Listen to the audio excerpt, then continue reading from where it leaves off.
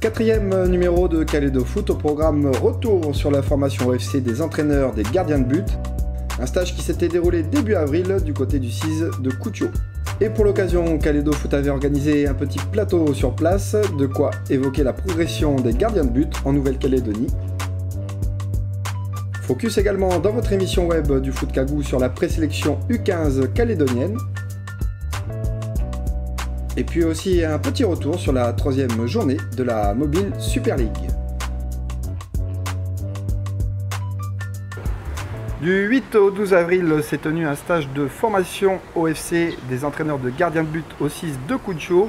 L'occasion pour Kalédo Foot de revenir sur cette semaine de travail consacrée à ce poste clé du football. Et pour en parler aujourd'hui avec nous, Thierry Sardo, formateur et référent OFC des gardiens de but ici en Nouvelle-Calédonie. Et puis on a aussi également avec nous Glenda Wanapo, qui est donc une ancienne de Auteuil FC, qui fait partie de l'Académie féminine de football et avec laquelle on va également évoquer le poste de gardien de but.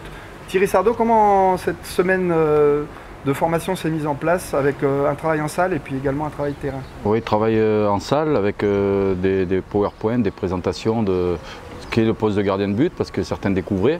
Donc on a montré sur la semaine ce qui était une préparation d'un gardien de but, un entraînement spécifique du gardien de but, hein, vraiment un poste à part, un poste clé maintenant dans le football moderne, l'évolution du poste. On a abordé jusqu'à maintenant la préparation technique, la préparation tactique du poste. Cet après-midi, on va aborder la préparation physique aussi, le physique est toujours intégré dans une séance, et aussi le rôle de l'entraîneur des gardiens sur le plan mental du gardien de but, parce que ça c'est un poste, comme on dit, à part, mais maintenant tellement important dans le football moderne que l'aspect mental est vraiment prépondérant pour jouer à ce poste. Alors Glenda, toi qui es stagiaire donc, sur cette semaine de formation chapeauté par Thierry Sardo, quel a été justement ce ressenti, tu as senti le besoin justement de venir te former pour pouvoir ensuite eh bien, aller former les jeunes gardiens, jeunes gardiennes de but ici en Calédonie? Oui, ben, tout d'abord c'est pour remplir mes bagages et puis ensuite dans l'académie où j'y suis en ce moment, on en a besoin. Qu'est-ce qu'on apprend là sur ce type de semaine? Thierry parlait justement d'un poste à part. Il vous apprend justement comment construire sa séance? Oui, comment on débute une séance jusqu'à la fin et aussi un peu plus aussi dans les détails. Il y a un mental aussi peut-être un peu à part au niveau des gardiens de but. Comment on aborde justement, quand on est entraîneur, comment on aborde cette relation avec les gardiens de but que l'on a en club ou par exemple dans l'académie? Ben, beaucoup sur le mental, je pense. Beaucoup de discussions, Thierry, toi qui as été aussi entraîneur des gardiens. C'est qu'il y a une complicité entre le gardien, entre l'entraîné et l'entraîneur. Donc on est là pour le faire progresser, hein, que ce soit techniquement, tactiquement. Et aussi de le mettre en confiance, c'est une partie très importante de cette spécificité du poste d'entraîneur de gardien de but. C'est cette relation qu'on a avec nos gardiens, cette faculté à les mettre en confiance. Et on sait qu'un gardien avec un gros mental, c'est toujours important. C'est dur d'évoluer et de progresser si on a un mental assez friable. On va y venir, mais c'est vrai qu'on sent quand même qu'en Calédonie, on a une certaine déficience au niveau du poste de gardien de but. Toi, tu en penses quoi au niveau justement de ce qui peut être mis en club, Glenda, sur peut-être un peu ce manque que l'on a au niveau des gardiens, au niveau de la formation? Je pense que déjà quand il y a des formations, il faut qu'il y ait beaucoup qui s'inscrivent pour qu'il y ait plus dans les clubs, pour que voilà, il y a un peu plus d'évolution en tant qu'entraîneur de gardien. On voit justement Thierry au niveau des clubs, c'est rare aussi, même en staff de Super League, qu'on ait des entraîneurs spécifiques gardiens de but. C'est dû à quoi et quelle est la solution justement pour ça? La solution, c'est déjà, comme le disait Glenda, c'est de former des gens. Donc des gens qui s'inscrivent dans la volonté d'une politique d'entraînement de gardien de but. Ça, c'est, voilà, il faut que les gens viennent, on ne les pousse pas. Hein. On a vu, quand on a mis certaines obligations, notamment aux arbitres, qu'on a eu des arbitres qui venaient contraints et forcés et qu'on n'a pas revus après. Ce n'est pas le but de la formation d'entraîneur de gardien de but. C'est des gens qui sont motivés pour faire ce poste et qui vont travailler en club. Parce que c'est bien beau de se former, mais si derrière il n'y a rien, il n'y a pas de travail en club, on ne pourra pas avancer. C'est ça un peu le déficit. Après, dans les clubs de Super League, dans un staff, c'est vrai que d'avoir l'entraîneur de gardien qui est, même s'il a un poste clé et une spécificité bien à lui d'entraîner le gardien de but, il faut aussi qu'il y ait une osmose avec l'entraîneur en chef et qui rentre dans le projet de jeu, dans la planification, la programmation de l'entraîneur en chef pour adapter ses séances par rapport... voilà, on a cette contrainte aussi, enfin cette contrainte, cette envie de travailler aussi avec quelqu'un qui va nous chapeauter, puisque ça sera l'entraîneur en chef, mais il faut savoir rester à sa place et proposer par rapport à la politique sportive ou au projet de jeu de l'entraîneur des séances qui répondent aux besoins de l'équipe en fait. On parle de spécificité, mais on a vu souvent dans les cours, il y a l'entraînement spécifique sur sur des séquences. Mais on aborde toujours la séquence collective, c'est-à-dire moi l'entraîneur en chef m'a laissé un quart d'heure, 20 minutes, j'ai ça à travailler. Après mon gardien est à disposition de l'entraîneur pour des exercices et c'est pour ça qu'il faut qu'il y ait une discussion pour savoir le temps qu'on a à travailler, qu'est-ce qu'on va travailler par rapport à la séance qui sera mise en place. On ne peut pas se permettre d'arriver, moi je prends mon gardien, eux ils font leur entraînement et puis après on regroupe tout ça alors qu'il n'y a aucun suivi.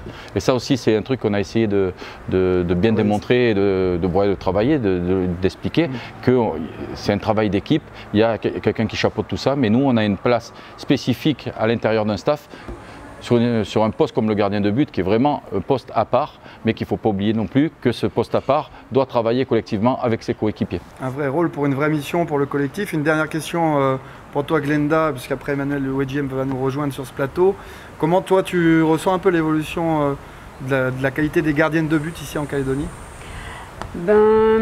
Pour ma part, depuis que je suis revenue, je trouve qu'il n'y a pas beaucoup d'évolution par rapport à l'entraîneur de gardien. On va préciser que tu étais parti en métropole justement pour les études, il me semble. Voilà. Et que tu as pu aussi voir le niveau là-bas en métropole. Oui, c'est bien ça.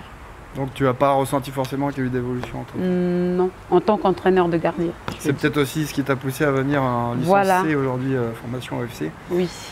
Ok Glenda, merci à toi. On va recevoir Emmanuel Wedgiem. Bonjour Manu. Bonjour Romain. Alors on le présente, Emmanuel Wedgiem, gardien de la SLOCI et puis qui peut-être au fil des ans se prédestine à devenir entraîneur pourquoi pas des gardiens ou entraîneur même principal de l'équipe de l'OCI et d'une autre équipe. Manu, toi comment tu ressens ces premiers jours de stage de formation OFC des gardiens de but? Déjà, si on apprend la base de l'entraînement de gardien déjà du plus jeune âge, de 8 à 10 ans. Et on apprend beaucoup sur l'apprentissage et les exercices à faire des jeunes jusqu'aux seniors. Donc c'est vraiment intéressant parce que même si nous en club on travaille tout seul, mais là si avec Thierry Sardo, on apprend vraiment la base de l'entraînement de gardien.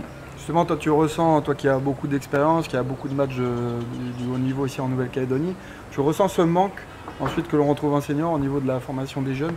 C'est cette base dont tu parles justement? C'est ça, parce que je pense qu'on arrive bientôt à notre fin de carrière de joueur, mais on regarde aussi nos jeunes qui sont derrière nous, qui ont un manque d'entraîneurs au niveau des gardiens. Et je pense que si c'est un poste qui est important dans le jeu, parce que c'est le gardien qui a la vision de jeu, c'est le gardien qui a un gros travail dans le football à 11 et même dans le football à 7. C'est vraiment important d'avoir un entraîneur de gardien dès le jeune âge, quoi. Alors justement Thierry, Manu, c'est un poste clé maintenant, d'autant plus dans le football moderne. On sait que le gardien est pratiquement un dernier défenseur, même dans les relances. Comment on peut expliquer justement ce manque un peu je dirais pas d'intérêt, mais ce manque qu'on peut avoir au niveau des clubs, au niveau des staffs, pour justement encadrer même les gardiens au niveau des seniors et de l'élite senior? Je pense que souvent, je ne vais pas mettre tout le monde dans le même sac, mais on oublie souvent les valeurs du football et les priorités du football. C'est-à-dire que souvent ce sont les dirigeants qui croient et connaissent tout et ils veulent tout mettre en place eux-mêmes, alors qu'il y a des entraîneurs qualifiés qu'il faut écouter pour une mise en place d'un staff. Je pense qu'un entraîneur, c'est lui qui va dire « moi j'ai besoin d'un entraîneur gardien, moi j'ai besoin de ci, moi j'ai besoin de là ». Et déjà, si les dirigeants sont à l'écoute de leur entraîneur en chef, on arrivera peut-être déjà plus. Je vise personne, c'est un constat que j'ai pu faire, parce que souvent l'entraîneur il est un peu pas laissé pour compte, il a son équipe, mais à côté il n'est pas trop aidé. On voit les deux clubs qui sont à l'heure actuelle en Champions League avec un staff bien déterminé, un préparateur physique, un kiné, un entraîneur gardien. On parle de Magenta et de Yengen. Voilà, ouais, je voulais pas dire le nom, mais bon, c'est tout le monde qui sait en Champions League. Il y a des clubs qui essayent de le mettre en place, notamment, je sais qu'on a quelqu'un qui est du Mont d'Or, qui s'occupe des gardiens du Mont d'Or. Voilà, et je suis content que ce soit un ancien gardien qui est encore récemment joué en Super League, qui vienne faire ses stages, et c'est peut-être ça aussi, cette envie des anciens joueurs, anciens gardiens, vraiment habitués aux joutes du poste, de venir faire ces stages et de déjà leur connaissance par leur expérience et quelques clés qu'on essaye de leur emmener. Après sur le terrain, voilà, c'est eux qui vont avoir les clés pour faire progresser ce travail si spécifique. Et on l'a vu, on a attaqué par vraiment les plus jeunes pour montrer qu'avant de faire, il fallait déjà acquérir les gestes au plus jeune âge. Et là, on est monté quand même depuis. Et là, on arrive sur de l'entraînement où on va être dans le perfectionnement. Et maintenant, au bout de 3 jours, dans notre tête, c'est acquis, donc on est sur des plus grands. Et là, on travaille vraiment sur du perfectionnement et qu'on doit retrouver sur le terrain. Et ça passe aussi par une analyse, parce que c'est quand on est entraîneur, on analyse aussi le travail, notre travail et ce qui est fait sur les matchs. Et là, l'autre jour, on a fait une analyse sur le gardien de Magenta lors du match. On a fait une petite observation, on a pu savoir combien il avait dégagé de ballon, s'il jouait plutôt long, s'il jouait court. Ah, c'était intéressant, je pense que ça, ils n'avaient pas l'habitude. Et ils ont vu, ah ben il a fait 3 arrêts, là il a perdu sur le long ballon, il a perdu le ballon. Pourquoi ils ont joué long ballon? Parce qu'ils menaient, ils ont reculé, les autres, voilà, des trucs comme ça. Et on a étudié, vite fait. Mais ils ont compris la démarche, déjà ça, et on peut préparer peut-être une séance là-dessus aussi derrière. Pour rester dans le concret, on va finir là-dessus. Manu, toi, tu as des idées derrière la tête, derrière ce stage, de pouvoir amener quelque chose justement au club de l'AS aussi? Déjà de faire évoluer les petits jeunes, parce que je pense que au jour d'aujourd'hui, c'est vraiment dur de trouver des jeunes joueurs à vouloir faire gardien. Ils veulent tous vouloir être joueurs de champ, mais voilà, avec l'envie de pouvoir faire cette formation-là, pour moi derrière ça, c'était de pouvoir après être en club et travailler avec les jeunes pour leur faire envie de pouvoir aller chercher plus haut et aimer le poste de gardien pour pouvoir évoluer et aller chercher le plus haut niveau, quoi. Ok Manu, merci à tous les deux, merci Thierry pour ce petit moment consacré aux gardiens de but.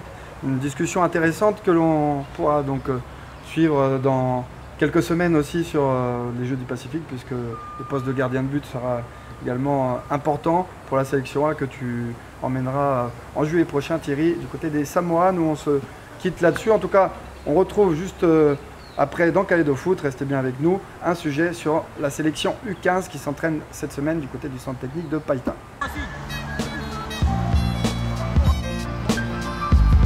Objectif 2020 pour la sélection U16 du pays qui disputera l'année prochaine les qualifications océaniennes à la Coupe du Monde de la catégorie. De quoi avoir déjà entamé la préparation.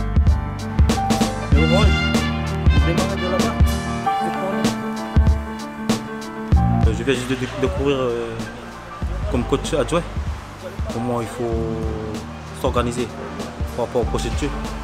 Puis là, ça me découvre quelques opportunités pour les prochains rassemblements et pour mon club aussi. Par rapport aux qualités de joueur, donc il faut qu'ils soient plus performants pour confronter à des rencontres pour la Coupe du Monde.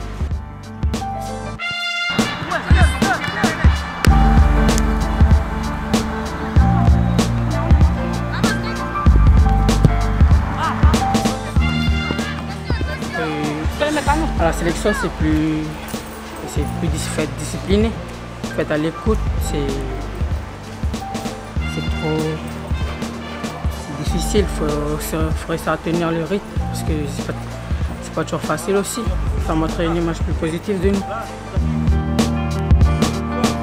C'est au niveau comportement aussi, donc on recherche plus au niveau du comportement des joueurs, si apte à être dans des sélections. Donc qualité footballistique, il a. Mais au niveau comportement, on a du mal toujours à trouver des bons joueurs qui ont des comportements favorables. Il faut d'abord bien s'entraîner, être à l'écoute, puis tu respecter nos dirigeants. Parce que c'est eux qui vont faire que nous plus tard on va aller jouer là-bas. C'est eux qui vont nous choisir. Puis pour nous les joueurs c'est aussi difficile parce qu'en même temps on va partir faire des choses comme ça, mais derrière il faut s'assurer l'école. Parce que si on ne reçoit pas l'école, après le foot aussi ça ne va pas suivre.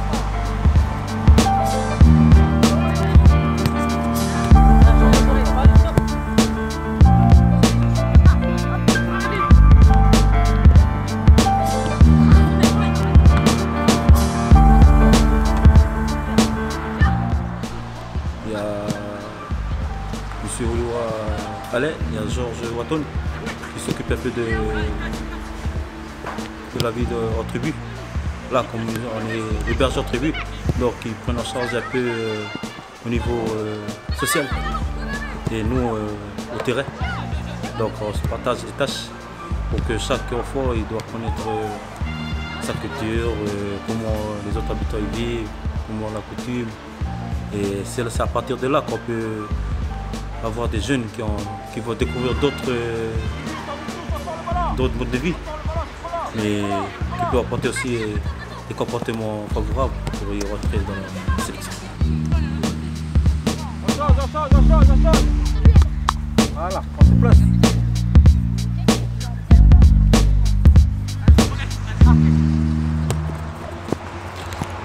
Place à la troisième journée de la Mobile. Pour finir ce numéro de Kalédo Foot, un retour sur la troisième journée de la Mobile Super League. Une belle occasion de la marque avec ce ballon vers Kevin Nebia. La frappe du Maréen, ça heurte violemment. Poteau droit de Michel Nain. Passe qui est mal assuré. Et puis Codenman.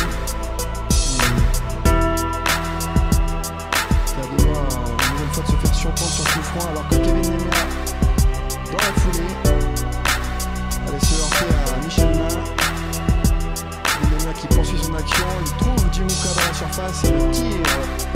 On en reste là avec ce score de parité de 0-0, aucun but donc marqué depuis le stade Noumadélé. Le choc entre l'AS Lossy et Tigasport. Le but de Lossy pratiquement dans la foulée avec cette erreur de relance. Adrien Poitier qui trouve parfaitement Emmanuel Saut.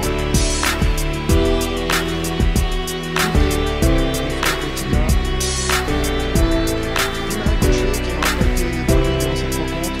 On va voir sa tête passer juste à côté du montant de Emmanuel Odiem.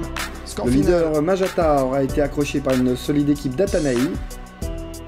Alors que dans le même temps, Yengensport battait l'AS Wedge 2-0.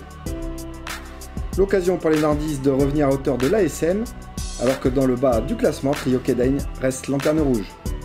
On se quitte là-dessus pour ce nouveau numéro de Kalédo Foot, et on se dit à très bientôt sur la FCF TV.